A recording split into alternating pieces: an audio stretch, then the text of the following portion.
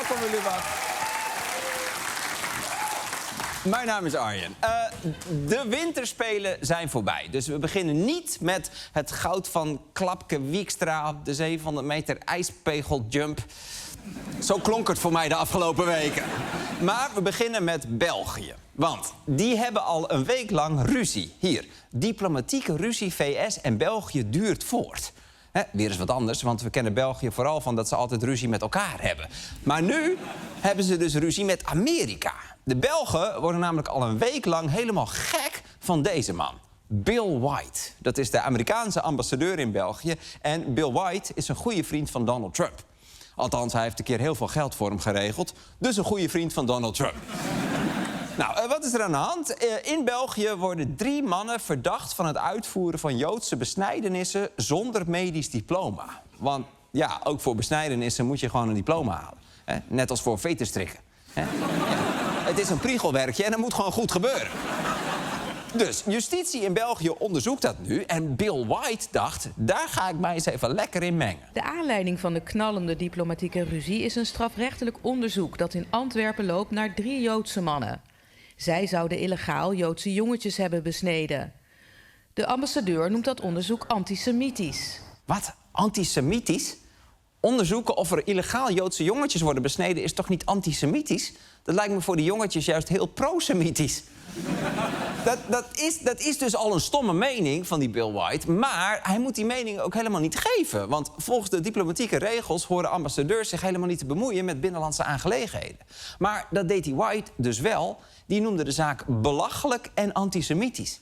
Nou, belachelijk, dat zijn de Belgen wel gewend. Maar antisemitisch, dat ging ze te ver. En, bijkomend effect, de Belgische journaals moesten opeens tot in detail allemaal verschillende besnijdenismethodes gaan uitleggen. Als een arts in een ziekenhuis een besnijdenis uitvoert, dan maakt hij onder verdoving een insnede net onder de eikel. De voorhuid van hun penis wordt dus weggesneden. En dan is er nog de praktijk van oral sucking. De zogenaamde oral suction, iets als mondeling zuigen of met de mond zuigen.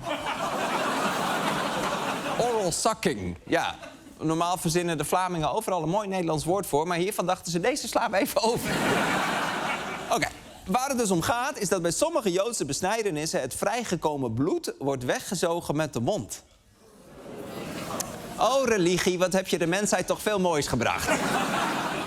Maar goed. Ambassadeur Bill White moest op het matje komen bij de Belgische regering. Op het matteke. En dit was vlak na het gesprek. How does it feel to be summoned like this? Well, I don't feel summoned. No apologies from your part. There wasn't a need for an apology. You insulted our country by calling it anti-Semitic. No, I would never insult Belgium. Ja, behalve die keer dat je dat wel deed. Ik snap wel wat Trump in hem ziet. En Bill had de Belgische minister van Volksgezondheid, Frank van den Broeke, ook nog onbeschoft genoemd. Waarom? Nou, Van den Broeke die zou tijdens een ontmoeting met Bill hebben geweigerd om hem een hand te geven en om met hem op de foto te gaan. Die Van den Broeke is trouwens van de politieke partij Vooruit. Kijk, hier, die letters zijn ook besneden. Ja. Hun logo is dus letterlijk een besneden Vooruit.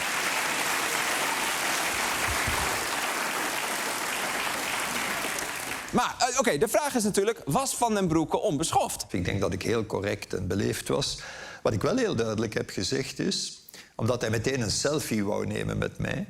Ik heb wel meteen gezegd, nee, u kan hier een foto nemen van uzelf. Neem een foto van uzelf, maar niet met mij. Maar ja, maak een foto van jezelf. Maar dat is toch anders, hè?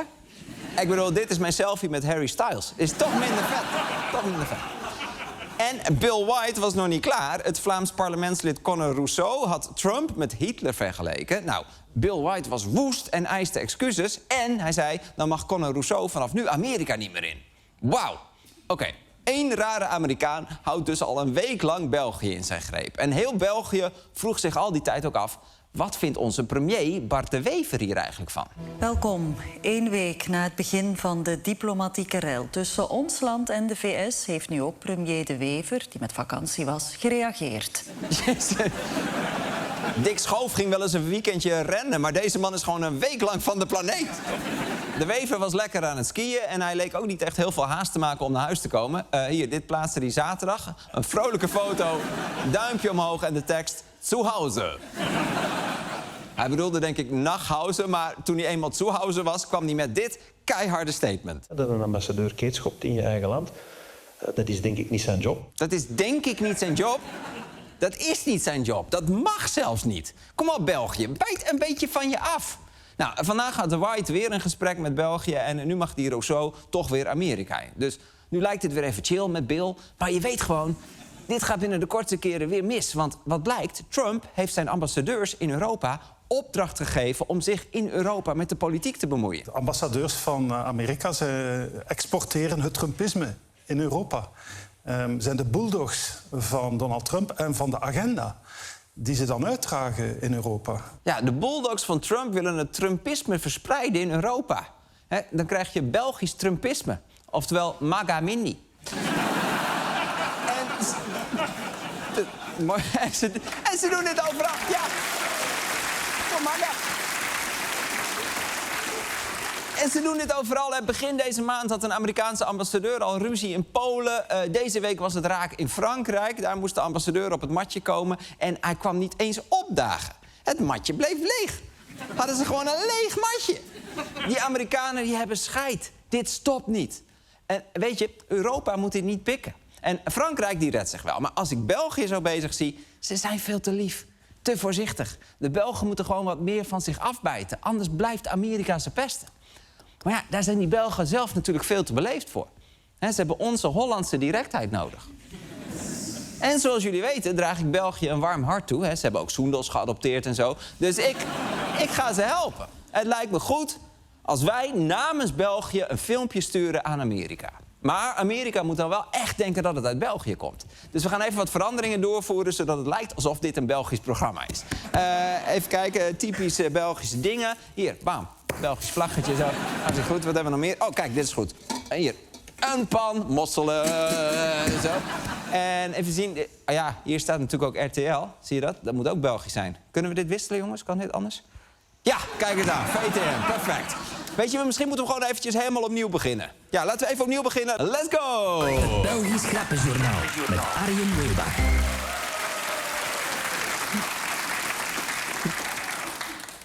Ah, goeiedag, zeg. Welkom bij het Belgisch Grappenjournaal. Oh. Ik stond weer uren vast op de ring van Antwerpen vandaag. Oh. Eigenlijk best wel leuk, Belgische comedy, toch? Goed, we moeten het even hebben over de Amerikaanse ambassadeur Bill White. Ik noem hem zelf liever Bill White, omdat ik hem satirisch... Ja, ik ga hem satirisch eens goed van achter nemen, hè. Want, dank u wel hoor, dank u wel.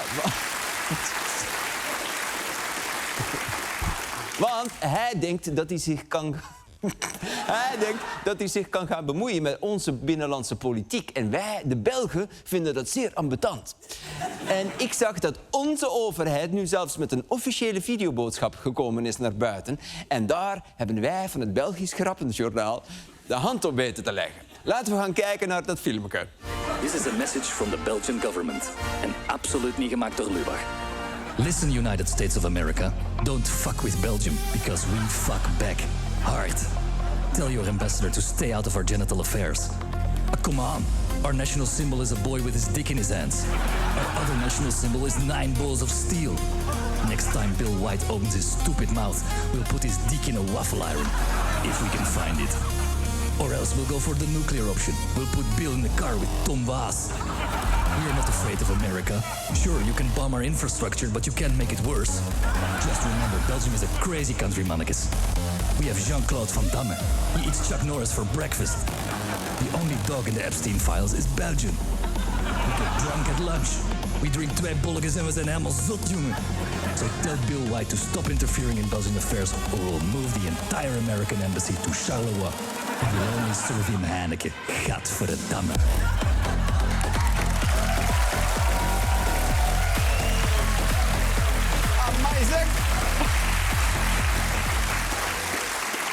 Amai zeg, dat mopske over Heineken was wel echt erover, hè? Dat was te hard misschien. Nou, excuses. En tot zover! Het Belgisch Grappenjournaal met Arjen Weubach. Nou, graag gedaan. Ik denk dat België hier heel blij mee gaat zijn. Oh, wacht, jongens, nog even dat logo. Kunnen we het... Ja, beter. Oké, goed. Dan gaan wij hier weer door.